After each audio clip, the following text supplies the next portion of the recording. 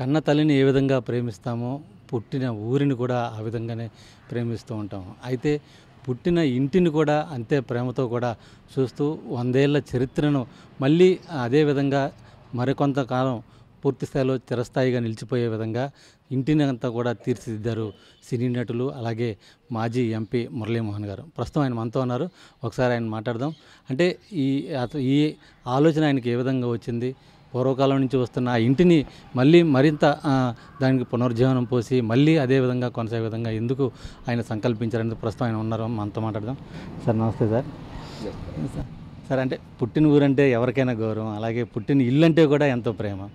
కానీ ఇప్పుడున్న ప్రపంచంలో ఆధునిక ప్రపంచంలో అంతా కూడా ఎక్కడెక్కడో రకరకాల ఆర్కిటెక్చర్స్ ఇట్లాంటివన్నీ చూస్తున్నారు. కానీ మీరు ఉన్న ఆ ఇంటినే మళ్ళీ అదే విధంగా ఎటువంటి మార్పులు చేయకోకుండా పూర్తి స్థాయిలో దాన్ని తీర్చిదిద్దారు.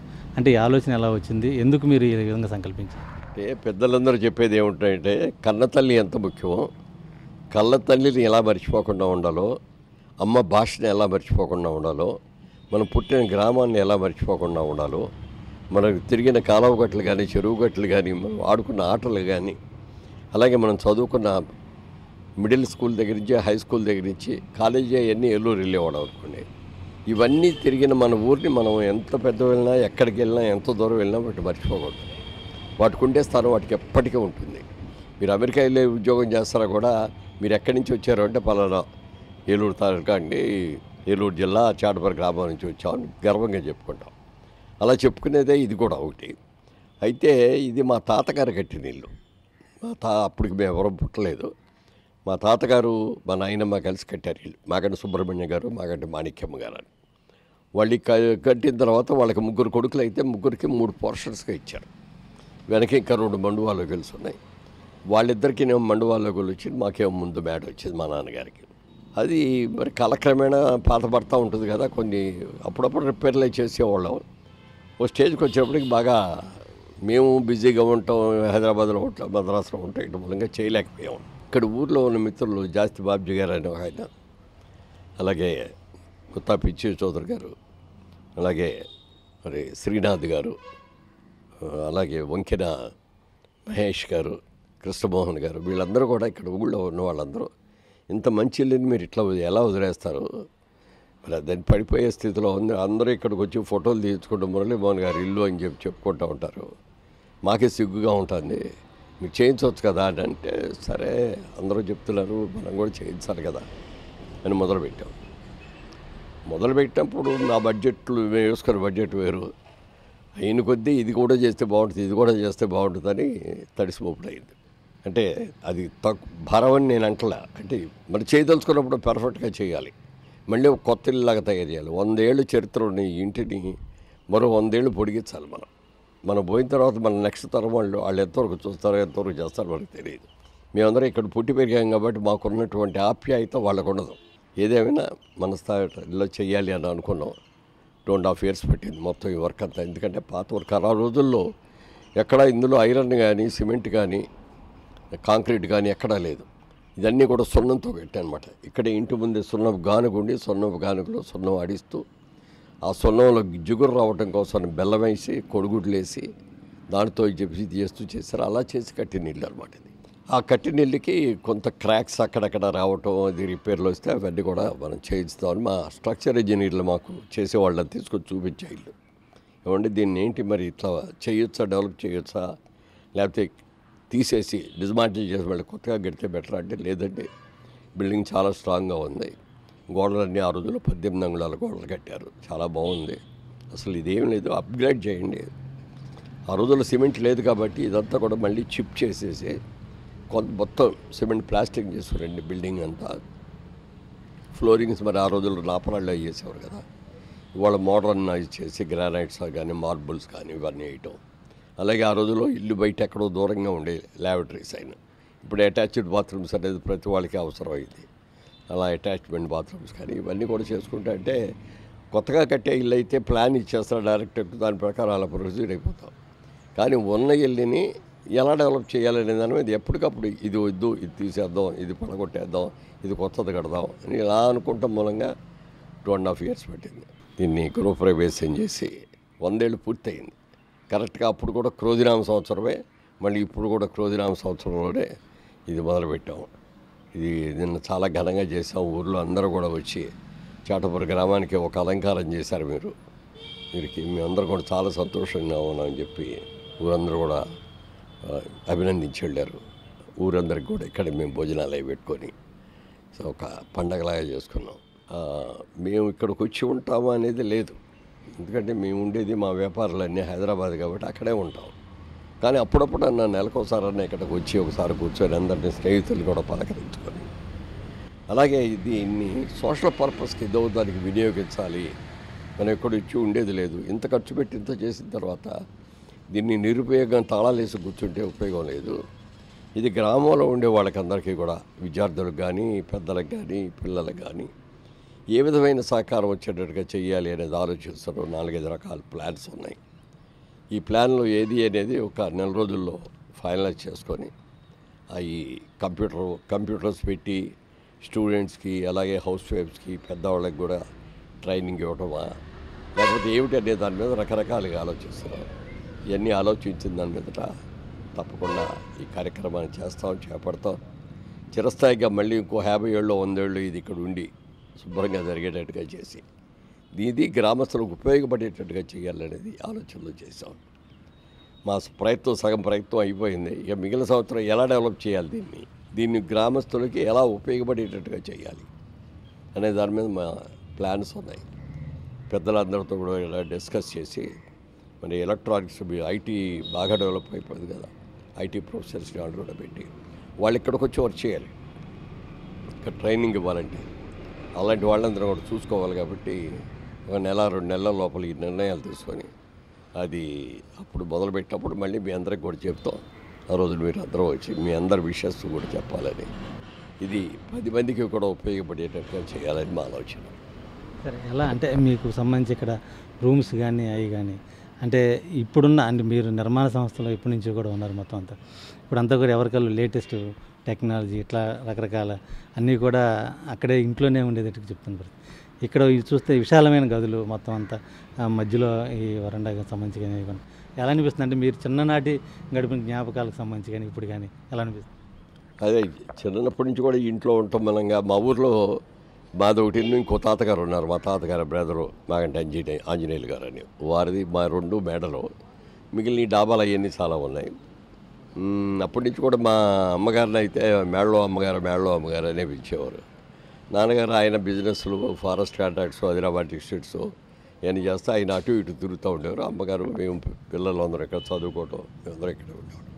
అందుకని ఒక గౌరవంగా వచ్చింది. అంటే మా తాతగారు వాళ్ళ మూలంగా రానివ్వండి, మా నాన్నగారు వాళ్ళ మూలంగా రానివ్వండి, మేమందరం కూడా స్వాతంత్ర సమరయోధులు ఇక్కడ. అంటే మేము చిన్నపిల్లలు అప్పుడు. బట్ మా నాన్నగారు వాళ్ళు జైలుకి వెళ్ళి వచ్చారు, మా తాతగారు వాళ్ళు వెళ్ళి జైలుకి వెళ్ళి వచ్చారు. ఈ గ్రామంలో స్వాతంత్ర సమరయోధులు చాలామంది ఉన్నారు. బాగా అడ్వాన్స్డ్ విలేజ్, చుట్టుపక్కల ఏలూరు చుట్టూ ఉన్న విలేజెస్లో one of the most developed village Chatapur గ్రామం.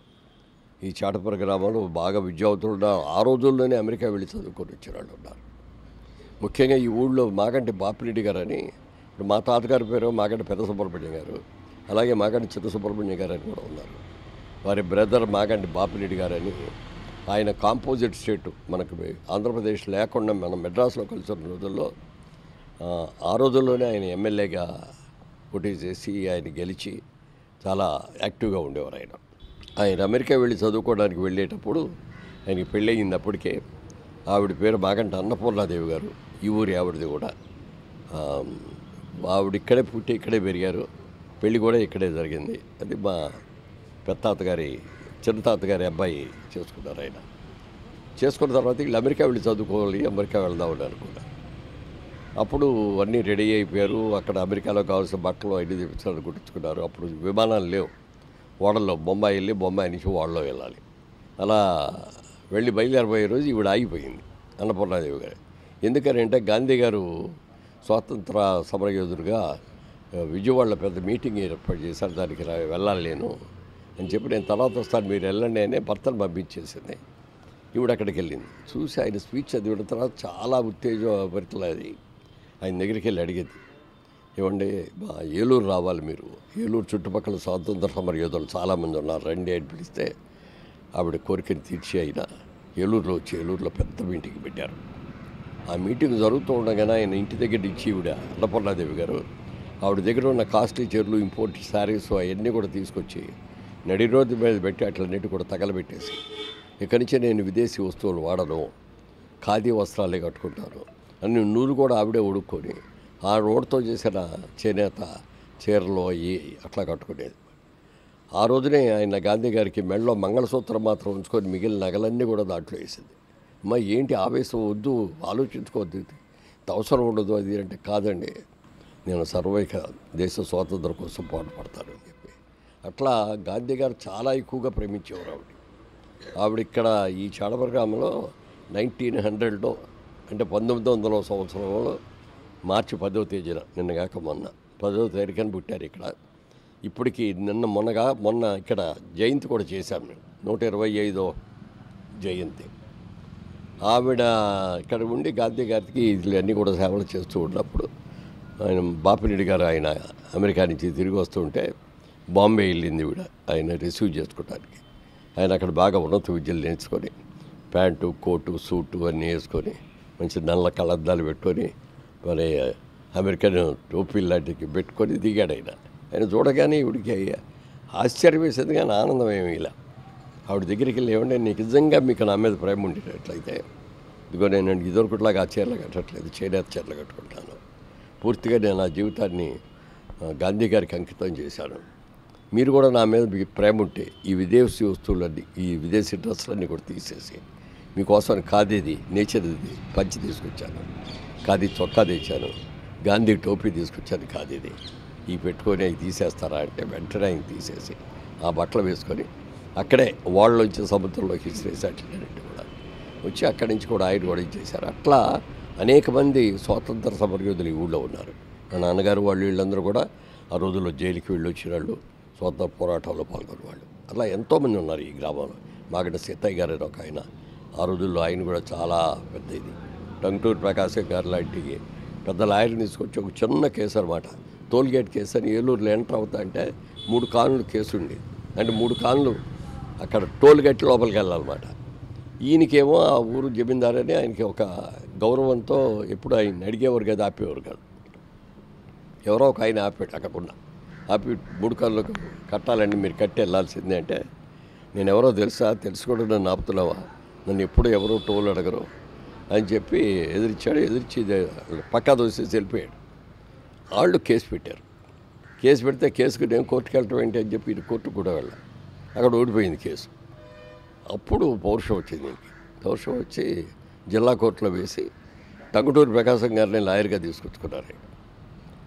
ఆయన తీసుకొచ్చి ఆ కోర్టు అది ఎదిరించి గెలిచారు. ఆయన గెలిచిన తర్వాత ఆయన ఇంగ్లాండ్ వెళ్ళి చదువుకోవడానికి వెళ్తానండి నేను అంటే, ఫీజు కింద ఆ రోజుల్లో 30,000 రూపాయలు ఇచ్చారు ఆయనకి. టంగుటూరి ప్రకాశం గారు ఆయన జీవిత చరిత్ర రాసుకున్న బుక్లో కూడా ఇట్లా చేటపర గ్రామం నుంచి మాగడ సీతయ్య గారు అనేటు ఆయన ఒక టోల్గేట్ ఫీజు చిన్న కేసు నేను వాదించినందుకు నాకు ఇంగ్లాండ్లో ఉండి చదువుకోవడానికి కావాల్సిన డబ్బంతా సహాయం ఆయన చేశారని చేసుకున్నాను. అలా చాలామంది త్యాగం చేసిన వాళ్ళు, పెద్ద రైతులు, ఉన్నత భావాలు ఉన్నవాళ్ళు అందరూ కూడా చాలామంది ఉన్నారు. తర్వాత కూడా చాలామంది అమెరికా వెళ్ళి చదువుకొచ్చిన వాళ్ళు ఉన్నారు. ఇప్పుడు అమెరికాలో చూసుకుంటే మా గ్రామంలో ప్రతి పక్కింటికి 2 ఏళ్ళకు 3 ఏళ్ళకు ఒక ఇంట్లో వాళ్ళు అక్కడ ఉద్యోగాలు చేస్తాను, వ్యాపారాలు చేసుకుంటూ ఉన్న వాళ్ళు ఎంతోమంది ఉన్నారు. అలాంటి ఈ గ్రామాన్ని మనం మర్చిపోకూడదు. ఈ గ్రామంలో మనం ఇంకా మనకు చేతనైన సాయం స్టూడెంట్స్కి కానీ మిగిలిన మహిళలకు కానీ చేయాలి అనే ఉద్దేశంతో దీన్ని రివైవ్ చేసాం. సార్, అంటే మీకు అంటే మీరు సినిమా యాక్టర్గా ఉన్నప్పుడు రకరకాల ప్రదేశాలు తిరిగారు, చాలా ఆహ్లాదకరమైన ప్రదేశాలు తిరిగారు. కానీ ఇక్కడ మీరు ఇంటి దగ్గర ఉంటున్నప్పుడు, ఇక్కడున్న మీ బాల్యమిత్రులు కలిసినప్పుడు ఉన్న ఆనందం ఎలా అనిపిస్తుంది? వాళ్ళందరూ తలుచుకుంటే చాలా ఉంది. కానీ నా ఉద్దేశం ఏంటంటే, మేము చదువుకునే రోజుల్లో నాకు స్నేహితులుగా ఉన్నవాళ్ళు ఎవరు కూడా ఇప్పుడు ఆల్మోస్ట్ చనిపోయారు, ఎవరు లేరు. కాకపోతే వాళ్ళ తీపి గుర్తులు మాత్రం అలాగే ఉన్నాయి. కొంతమంది ఏమో ముసలాళ్ళు అయిపోయి ఇంట్లో కదలేని స్టేజ్లో కొంతమంది ఉన్నారు. కొంతమంది ఏమో దేశాలకో విదేశాలకో లేకపోతే పిల్లలతో పాటు ఎక్కడో చోటకో వెళ్ళిపోయారు. అందుకని ఊర్లోకి వస్తే మమ్మల్ని పరిగెత్తాడు, మాకు ఎవరు లేరు, వీళ్ళే మా మిత్రులు. వీళ్ళకే ఆ బాధ్యత అప్పగించారు. ఈ ఇల్లు రివైవ్ చేయటం ఇదంతా మీరు దగ్గరుండి చేయండి, నాకు వచ్చి కూర్చోడానికి వీలు లేదు అంటే త్రిమూర్తులాగా మాకు కాలారి శ్రీనాథ్ గారు, అలాగే వంకెన మహేష్ గారు, మాగంటి కృష్ణమోహన్ గారు, వీళ్ళు ముగ్గురు బాధ్యత తీసుకొని ఇవంతా కూడా నిర్మాణ పనులు ఇవన్నీ కూడా ఈ 2.5 సంవత్సరాలుగా వాళ్ళే దగ్గరుండి చేశారు. మీరు ఇంట్లో కూడా చాలా ఉత్సాహంగా అటు ఇటు కలిగి తిరుగుతున్నారు, మొత్తం అంతా కూడా ఎక్కడికెక్కడ పర్సనల్గా అన్నీ చూసుకుంటాం. అంటే ఆనందం, ఆ ఆహ్లాదం మనసుకి ఏ విధంగా అనిపిస్తుంది? డెఫినెట్గానండి, ఇది చెప్పలేని ఆనందం. మేము చిన్నప్పుడు పుట్టి పెరిగిన ఈ ఊర్లో ఈ ఇంటిని మళ్ళీ రివైవ్ చేసి ఒక కొత్త ఇంటిలాగా తయారు చేసాం అనేది తిరుగుతుంటే నాకు ఎంతో ఆనందం. పాత రోజులన్నీ కూడా గుర్తుకొస్తూ అది ఇంత చేసిన ఈ భవంతిని ఎందుకు పని అక్కడ మూల మాత్రం పెట్టకూడదు. ఇందులో చాలామంది బాగా చదువుకొని పైకి వచ్చే విద్యార్థులు ఇది చేయటం కానీ, మహిళలకు కూడా ఇప్పుడు టెక్నాలజీ డెవలప్మెంట్ అయిన తర్వాత వాళ్ళు కూడా నేర్చుకోకపోతే పిల్లలకు సమాధానం చెప్పలేని స్టేజ్లో వస్తాయి. అలాంటి వాళ్ళందరూ కూడా చేయటం కోసం మంచి పని చేద్దామని ప్రయత్నంలో ఇది ఒక భాగం.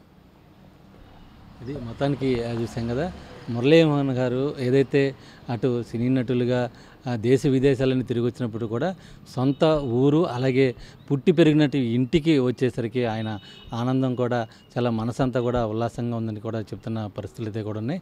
అయితే సమాజానికి హితోహితంగా తన వంతు సేవ చేసేందుకు ఈ నివాసాన్ని అంతా కూడా వాడుకలోకి తెచ్చే విధంగా కూడా పనిచేస్తామని చెబుతున్న పరిస్థితులు కూడా ఉన్నాయి.